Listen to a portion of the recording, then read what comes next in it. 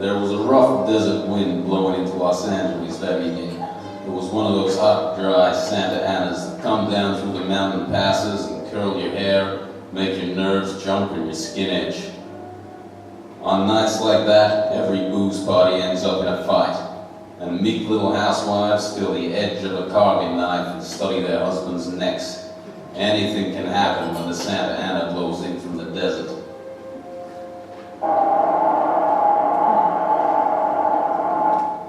I closed up my office early. I got the tired reading of Philip Marlowe, a private investigator, backwards on the ground glass of my office door. So I opened the door and closed it from the outside and locked it and went out to get a beer before I went up to my apartment.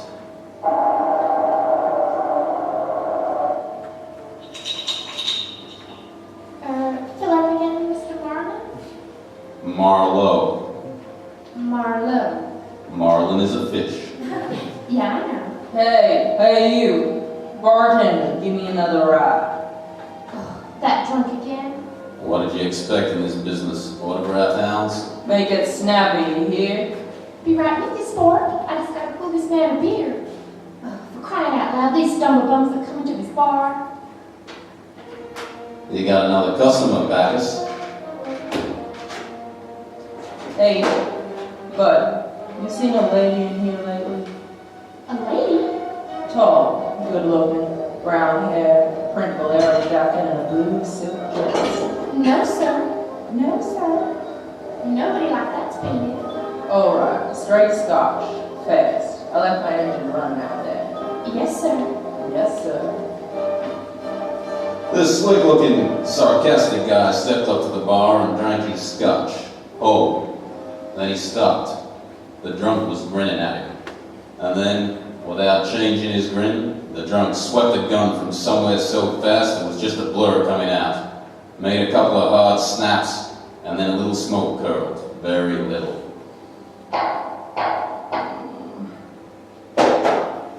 Alright, you others guys, don't move. So long, Waldo. Alright, don't move, you two. Poor Waldo. Bet I made his nose bleed. So long, boys. Drink up.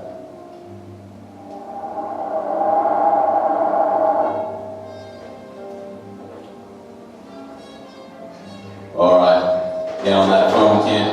I'll get his license number. Holy smoke! Holy smoke! Too late. Drove away with this dead guy's car. Maybe he ain't dead. Nah, he's dead, alright.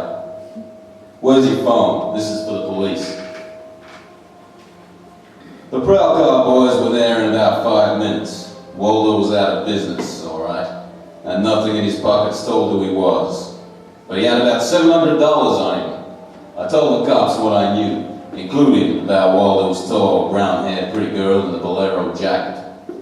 It was about 9 o'clock when I stepped out of the elevator in my apartment house and almost walked right into a tall, brown-haired pretty girl in a bolero jacket, waiting for the element on my floor. Oh, excuse me. Just a minute, lady. I said excuse me. I'm in a hurry. Now if you'll be good enough to step out of... Look, you better not go outside in those clothes. Just what do you mean by telling me what? This isn't a make. You're in trouble. Trouble? Yeah, the cops are looking for you in those clothes. But I haven't done anything that... I'm in room 41 across the hall. Now, I never collected an etching in my life. Alright, I'll go with you. I'll go. I got to my room and rustled up some scotch and soda and brought the girl a glass. She had a small automatic in her hand and jumped up at me, and her eyes were full of panic. I put down both glasses on the table, slowly, so that I wouldn't be misunderstood. Look, sister, maybe this wind has got you crazy too. Don't move. Be careful. Don't move. A man just got shot in a bar down the street. Before he got it, he'd been asking about a tall, pretty girl with a bolero jacket, like yours. What did he look like? This man? Tall, 5'11", slim, dark brown eyes with a lot of glitter, dark suit, white handkerchief in the breast pocket. And he must have seen you earlier tonight. to know how you were dressed. Am I getting anywhere? He used to be my chauffeur. You had an appointment with him, didn't you? Listen, he asked for you, didn't he? Yes, I had an appointment with him. He'd stolen something from me when he left here 3 days ago. I was going to buy it back from him. Why didn't you tell the police? I couldn't tell them. It was valuable, wasn't it? Valuable enough for Waldo to steal. $15,000. Ah, that's peanuts. It wasn't the value. It meant something to me. The man I loved gave it to me, and now he's dead. He was a flyer shot down over Germany. Now go back and tell my husband that. He probably hired you. Yeah, he did. Well, how much is he paying me? And where is this husband of yours? He's at a meeting. This late at night?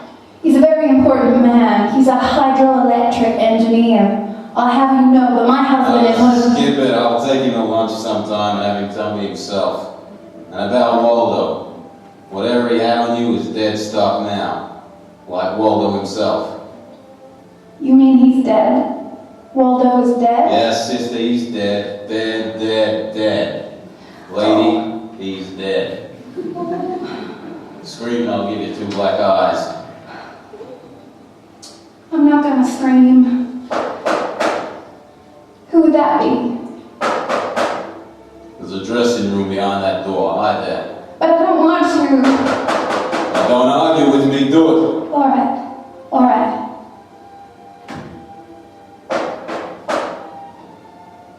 Then I went to the door, making a loud yawning sound. The backs of my hands were wet. I opened the door. Without a gun. That was a mistake. I certainly knew the gun that I was looking into. A .22 target automatic that had already killed 1 man that night. And I knew the bald head and the flat shiny eyes and the face like a poisonous lizard. Baldy put the muzzle of his gun lightly against my throat. I backed into the room and Baldy kicked the door shut. You alone? Look for yourself. I'm asking, not looking. I'm alone. You and that dumb bartender saw me dust off Waldo. What did Waldo do to you? Who's asking? Just making conversation. He stooled on me on a bank job we did together. Got him 4 years in Michigan Pen. How is he? Dead. I'm still good. Drunk off supper. Tell me why I came here, pal. You heard the barkeeper and me talking, and I told him my name, where I lived. That's how, pal. I said why. Now, skip it. The hangman won't ask you to guess why he's there. You're pretty tough for that, ain't you? You're slamming off, pal. All right. But you could get that gun out of my neck and try somewhere else. Oh, yeah, sure. Is this better? This suit you all right? Just so it isn't my neck. Say when, pal. It's your party. I leaned against the gun, and the door of the dressing room showed a crack of darkness. The crack widened. I began to shake a little. The girl came quietly into the room, but there was white all around her irises. She was scared. She had her gun in her hand, but I was sorry for her, dead sorry. If she tried to make for the door or scream, either way, it'd be curtains for us. You scared, mister? You worried about any little thing? I couldn't talk. The girl floated in the air, somewhere behind Baldy, and her horrified face was drifting toward us. My mouth was as cold and dry as yesterday's toast. Well, kid, how's it feel? You ready yet? Go on, say the word. Well, don't take all night about it. If you're gonna do something about it. Why not, pal? I like this. Well, suppose I yell. Go ahead, yeah. Go ahead. Put your hands up! Hey, look!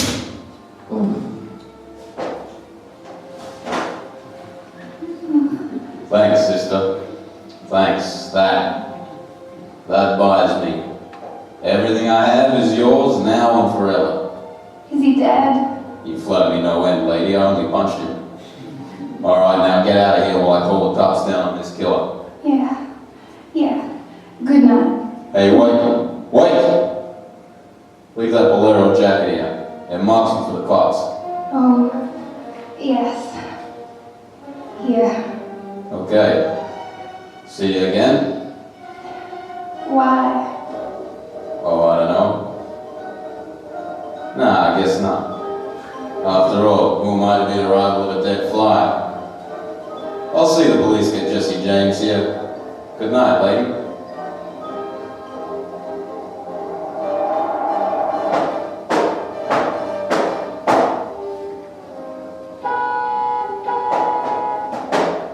Yeah, you mean me? Yes, please. Oh, you again, huh? Get in. I must talk to you. You want to know what happened at headquarters, huh? Yes. Well, I went down there with the law and gave him the story. I left you out of it. Thank you. You saved my life, so no one knows a thing about you. Oh, incidentally, neither do I. Well, my name is Mrs. Frank Barsley, 212 Fremont Place, Olympia, 24596. Is that what you wanted? I guess so. Well, there it is. Now, why did you really come back? I wanted my pearls. Pearls? Yes. Pearls too, huh? Alright, tell me about the pearls. We've had a murder, and a beautiful mystery woman, and a sadistic killer, and a heroic rescue. Now, we will have pearls. I was to buy them back from a man called Waldo. Well, I saw everything that came out of his pockets, and there weren't no pearls. Could they be hidden in his apartment? It's possible. Waldo lived on this same floor you do, in this apartment house. Then why didn't I know him, at least by sight? He moved in last week. He managed to get sublet. Right, sort of amateur magician on the side, huh? It's getting rather late. Yeah, what about your husband, this hot, mysterious night? He's still at his meeting.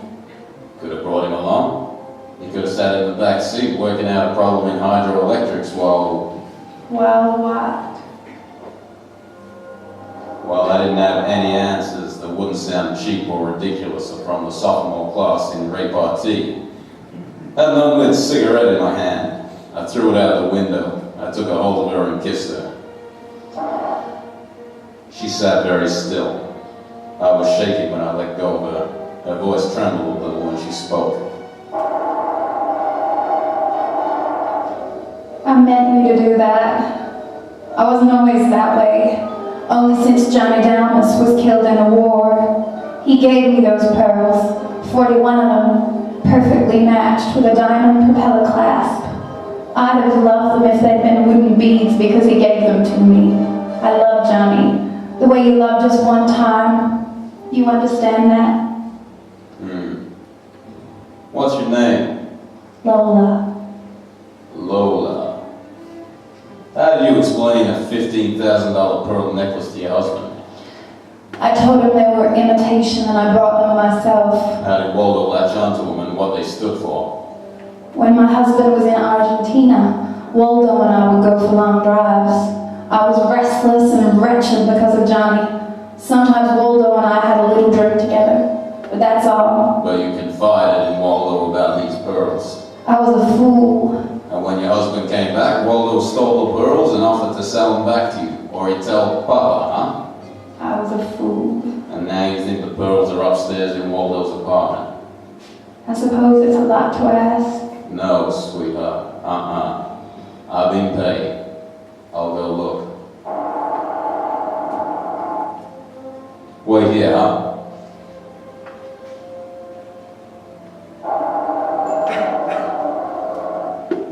Was I gone long, Lola? No. Well, No. no pearls. No pearls. Oh, There was a man in Waldo's room. a man who? You know a man named Leon Belsanos? Not by name, I don't know. Mexican, South American. About 45, small, iron gray hair, very neat, fawn-colored suit, wine-colored tie. No, I don't think I know such a man. Was he the one in Waldo's room? Yeah, What does he have to say? very little. In fact, nothing. He's dead.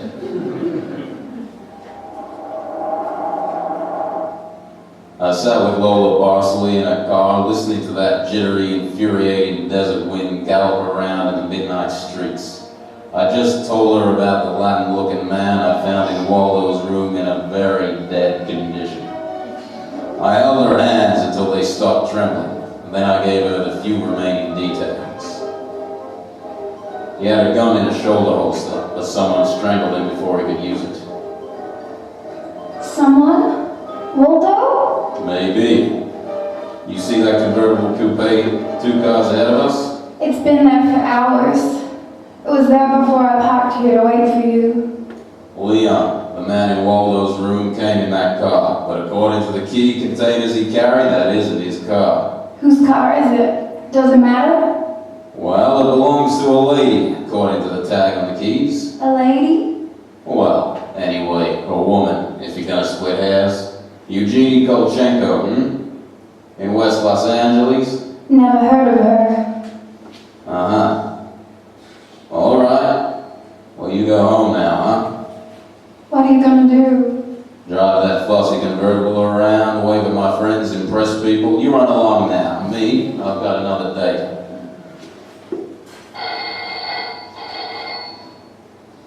Yes, what is it, please?